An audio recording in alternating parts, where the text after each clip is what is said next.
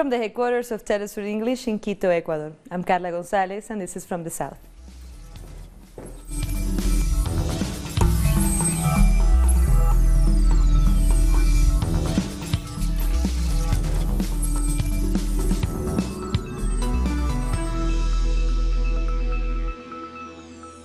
The impeachment of far-right President Jair Bolsonaro in Brazil is being debated after a judge said Bolsonaro broke the law by posting a controversial video on his Twitter account. Bolsonaro has now lost 15 points in acceptance since taking office. Video Bolsonaro shared on Twitter that defamed Rio's carnival festivities and diminished the LGBT community has landed him in hot water. It has brought the president's morals and ethics into question while fueling calls for his impeachment. The opposition is even considering asking Bolsonaro to submit to a mental health assessment. There are 65 hypotheses of a crime of responsibility that a president can commit. There are several examples, but I will only quote a few. A president who goes against the Constitution of the Republic, a president who practices acts of dishonesty, who attacks budget law. These are some of his acts that can be recognized as crimes of responsibility. If those acts are committed, any person can request impeachment. For his move to increase the retirement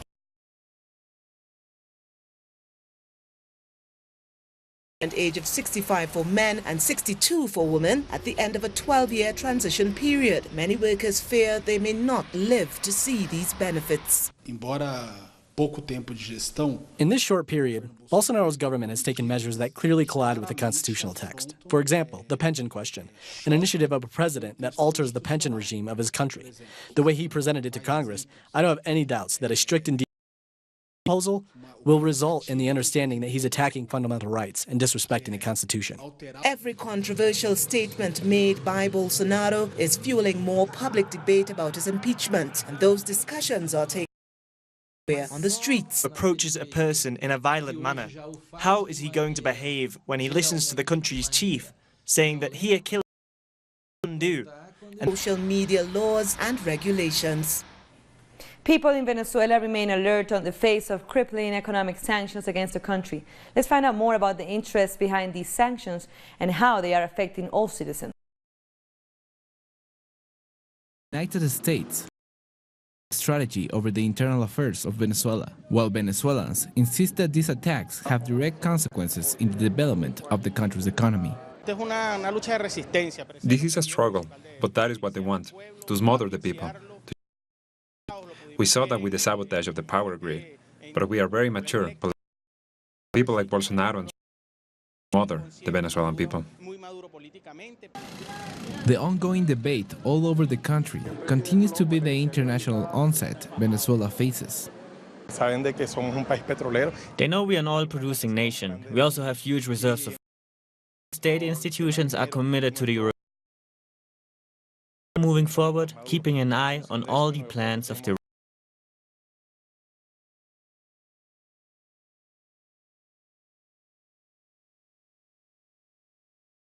ideals behind the attacks against Venezuela.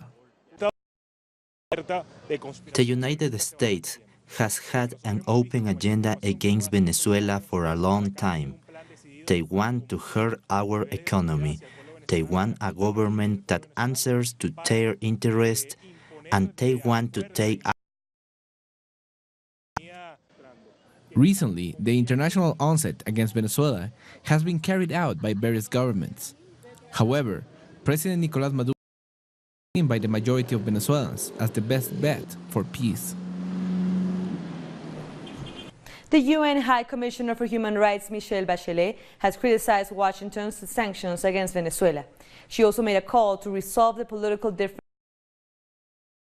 Although this pervasive and devastating economic and social crisis began before the imposition of the first economic sanctions in 2017, I am concerned that the recent sanction financial transfer related to the sale of Venezuelan oil within the United States may contribute to aggravating the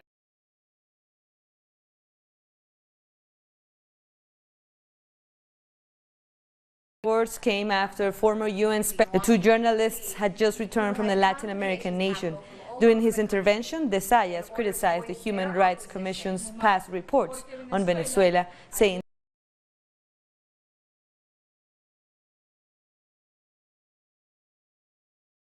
Socialism and Liberation. Citizens protested outside the Venezuelan embassy in Washington, D.C. They say that the United States government is violating the Vienna Convention on Diplomatic Relations by allowing a non-elected opposition group to take over the diplomatic property belonging to the elected government of Venezuela. This taking over of other people's of embassies by non-elected officials is not quite what international law calls for. It's called a theft. It's called a robbery. And what we have here is that we are saying that the opposition's entry into a Venezuelan embassy is illegal. And some activists have decided to spend the night at the embassy after the Venezuelan opposition reportedly took over 3 diplomatic offices. Hi, my name is Morgan Archuquina. I'm here at the Venezuelan Embassy in Washington, D.C. in Georgetown with the Answer Coalition and Code Pink. And we're here today to half of the legitimate, the democratically elected government of Venezuela, because this building is Venezuelan state property. It's the property of a state that is democratically legitimate government. This belongs to the people of Venezuela. It doesn't belong to imposter governments. It doesn't belong to who anybody else says is the government except for the people of Venezuela. Chilean police fired tear gas and used water cannons on protesters during a rally by the Mapuche indigenous community. Police tried to block protesters from marching on one of the main streets in the capital.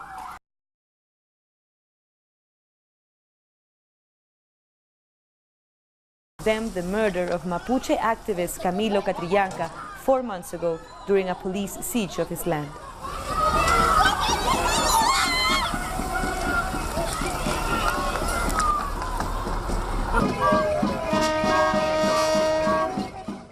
Hundreds of people marched in Costa Rica to demand justice for the brutal murder of a well-known indigenous activist. People gathered to remember Sergio Rojas, who was shot 15 times in his home on Monday. Rojas had previously requested police protection as he had received death threats.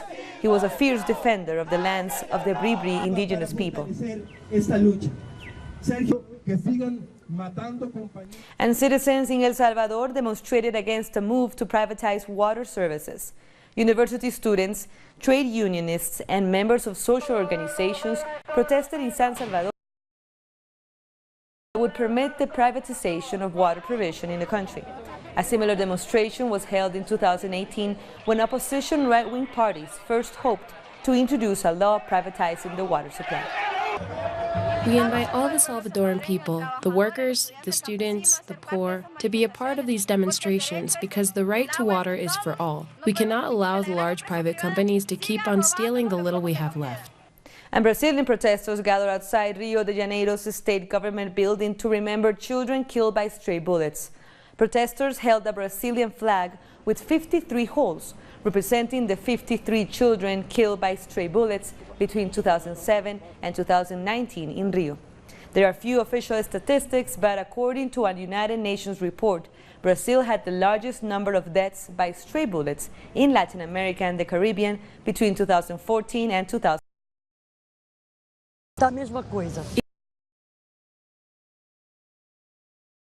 It does nothing. The states need to know that this is happening when they put police on the streets, where there are schools, where there are kindergartens, where there are human beings. We have more stories coming up. We'll be back.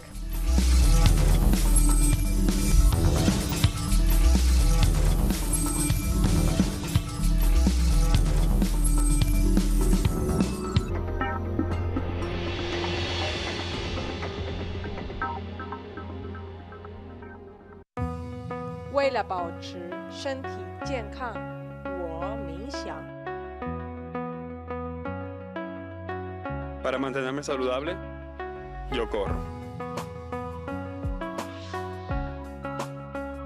To keep myself healthy, I study. Για να διατηρηθώ υγιής, τρέφομαι σωστά. Para mantenerme saludable, yo bailo. Para mantenerme saludable, yo purifico mi espíritu a través del cuerpo. ¿Y tú? Get your body. Tuesdays, only on Telesur.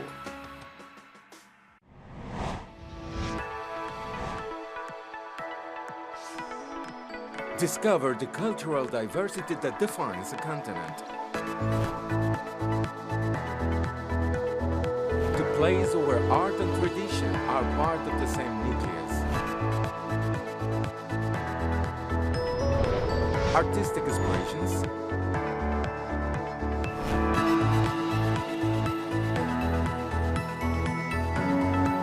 values,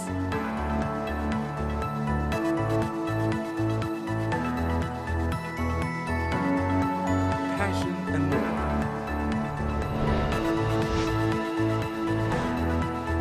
Real life. Fridays, only on Telesur.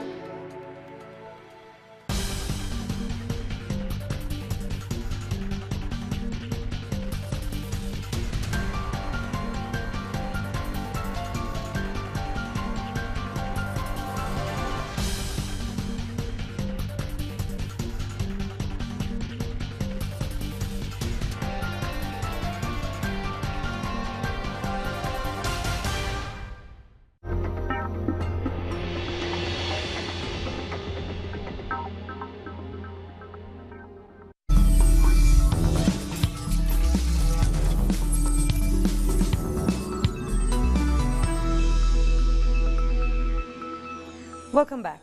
The president of the UN General Assembly, Maria Fernanda Espinosa, is in Argentina attending a South-South cooperation meeting. She spoke exclusively to Telesur, and here's what she had to say about the summit. 40 years ago, the first South-South meeting was held here in Buenos Aires. This meeting generated its action plan, known as the Buenos Aires Action Plan, which has guided the forms of the South-South cooperation in the world. 40 years later, we have had the opportunity to evaluate the accomplishments of the cooperation. And not only that, we can also project its future. Certainly, meaning we are adapting the South-South agenda to the situation in the world. The idea is to have a document to the South-South cooperation with the past 40 years' experience. The death toll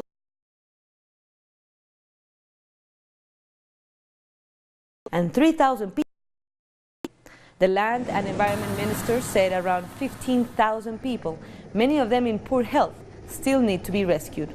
He added that rescue workers have continued to find bodies and the death toll could rise sharply. Thursday's operations are pushing to areas that have not yet been explored.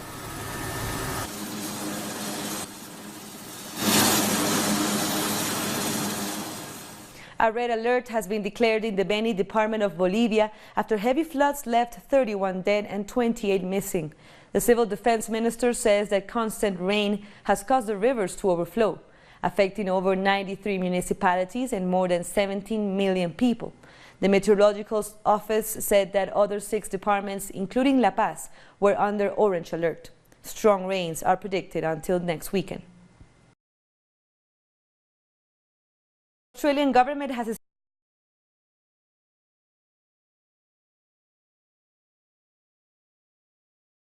Trevor is expected on March 23rd and will likely develop into a Category 4 severe tropical storm. Meanwhile, Cyclone Veronica is currently headed towards Western Australia, causing the clearance of key iron ports on the west coast. Taken right now is the largest evacuation prior to a cyclone we have seen in the territory's history. The severity of the storm, the significant threat it poses, as well as the complications that come with the remoteness of the area led to the decision to commence evacuations in the area yesterday. It is being well planned, carefully managed and calmly managed. The Indonesian government on Wednesday made an appeal to the world for more urgent aid to flood victims. The shelters in Papua province have become overcrowded. Flash floods and landslides hit the Jayapura district in the province on March.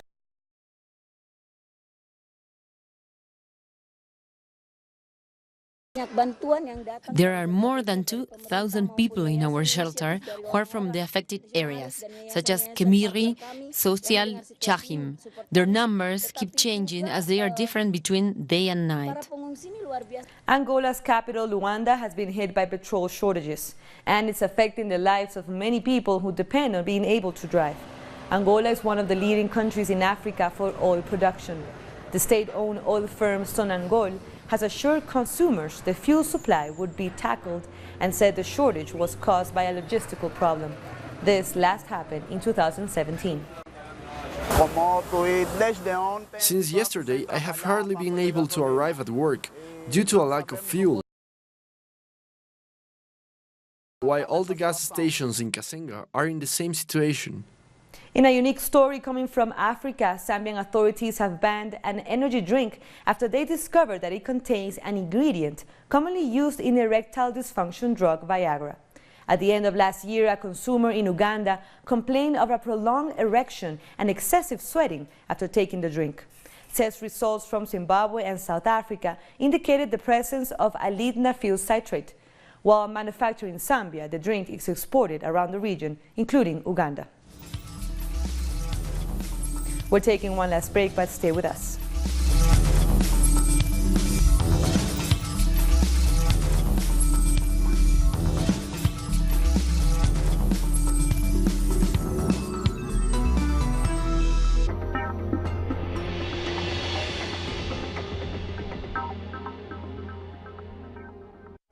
The Pakistani journalist Tariq Ali examines the mass media influence promoted by imperialism.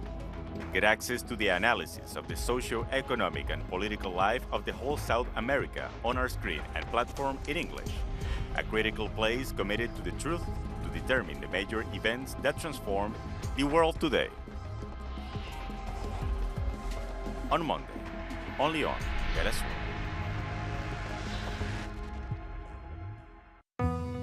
为了保持身体健康，我冥想。 Para mantenerme saludable, yo corro. To keep myself healthy, I study. Για να διατηρηθώ υγιής, τρέφομαι σωστά.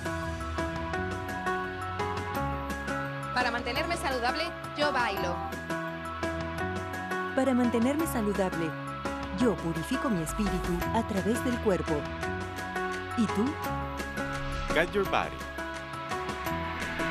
Tuesdays, only on FtS. From here to beyond the South. From here to the Caribbean or further north. Where can I see news connecting the whole South? From Washington. From Mexico. From Caracas. From Quito. From Havana.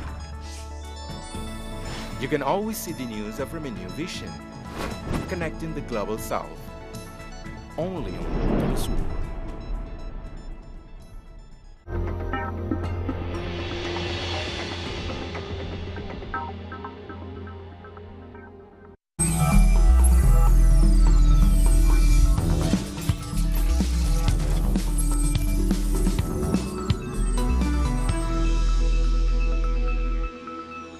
Welcome back.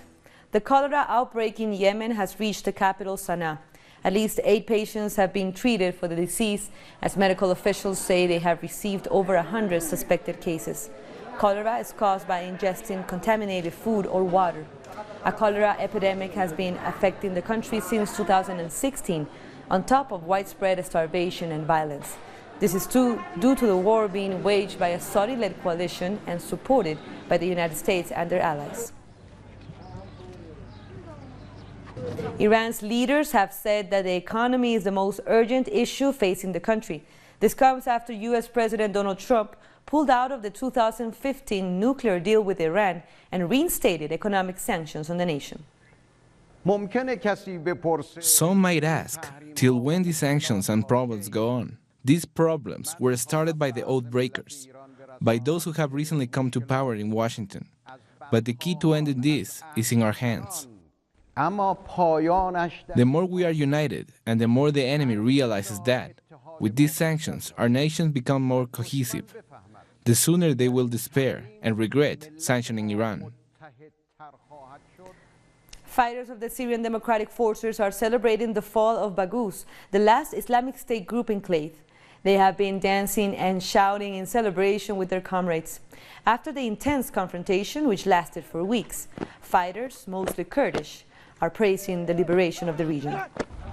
The joy is twofold. First, because we are going home to our families safely, thank God. And secondly, because we have won. We have eliminated the enemy, the terrorists. Israeli security forces have opened fire on protesting Palestinians in the occupied West Bank. The Palestinians were protesting against the killing of a teenager by Israeli soldiers. Omar Amin Abu Layla was shot dead by Israeli forces near Ramallah on Tuesday for allegedly resisting arrest. He was accused of carrying out an attack on Israeli soldiers. And Jewish extremist groups have called for a huge raid on the Al-Aqsa Mosque on Thursday. It was announced on Facebook by the so-called Temple Mount Group, an umbrella body of Jewish extremist organizations. Israeli security forces have banned many Muslims from accessing the compound, but they continue to allow Israeli settlers who wish to perform religious rituals there. In Delhi, the world's most polluted city, the less fortunate prefer eating on the streets as restaurants they can afford are not well ventilated. Many feel that being inside crowded and poorly ventilated restaurants is more harmful than being outside. Meanwhile, expensive bars, cinemas, and restaurants have started installing electronic air purifiers and creating dedicated areas of rich vegetation to help filter airborne toxins. Air pollution kills more than 1 million Indians every year. The European Parliament's main centre-right group has suspended Hungary's ruling party Fidesz over concerns it violated the rule of law. The decision means that Hungarian Prime Minister Viktor Orbán's party cannot attend party meetings, has no voting rights, and can't propose candidates for posts. And all this comes after widespread calls for Orbán's party to be disciplined over its anti-immigration policies and controversial judicial reforms. Social movements defending refugees and migrants' rights took to the streets of 12 European countries, marking the third anniversary of an agreement made between the EU and Turkey.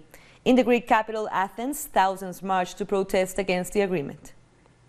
Thousands of people, including refugees and activists, marched in the streets of Athens 3 years after the EU and Turkey signed an agreement known as the Shame Accord. The agreement establishes that people who arrive to the Greek islands from Turkey will be returned to Turkey. It also says that all asylum seekers arriving in Greece cannot leave the country until their asylum requests are approved. This agreement has worsened the conditions for refugees in Greece. There are more than 70,000 people trapped in very tough conditions. Greece lacks integration programs. Right now, people are being evicted from refugee camps. People is left living at the streets. In previous years, the rallies were against fascism, and the demonstration against the agreement joined in. However, this year, there were mobilizations focused on protesting against fascism after the recent attack in New Zealand against the Muslim community, in which 50 people were killed. That was not only an attack against Muslims. We need to know that. In New Zealand, also Jewish people shut down their synagogue to show solidarity. The issue is not Islam, it is fascism. The father of a young Pakistani, Shehzad Luqman, who was murdered by a member of the fascist party Golden Dawn in 2013, took part in the demonstration. If we don't take to the streets, if we don't fight against fascism, we won't be able to stop it. That's why I thank everyone who came today to participate in the protest. Syrian, Iraqi, Afghan, and Kurdish refugees were the majority at the demonstration. They marched toward the headquarters of the European Commission in Greece, and 3 years after the agreement was signed, they believe the reasons to protest in 2016 persist. And they will keep protesting until borders are open and the freedom of movement is recognized as a basic right.